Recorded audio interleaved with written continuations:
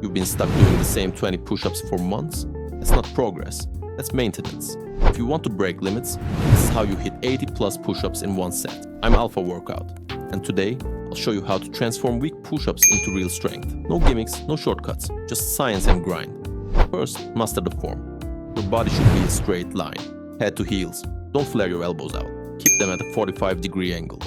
Control the descent. Explode up. Every rep should look strong, not lazy. Next, increase your push-up endurance. Use ladder sets. 10, 12, 14, 16. Rest 20 seconds between. This forces your muscles to adapt without hitting failure early. Now add variations. Diamond push-ups for triceps. Decline push-ups for upper chest. Wide push-ups for stability. Variety builds power, not boredom. Push-ups every day won't make you stronger. Recovery does.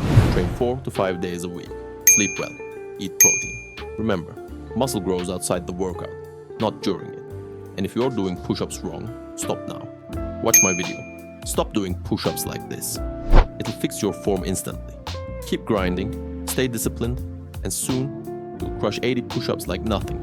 Subscribe to Alpha Workout. Be stronger every day.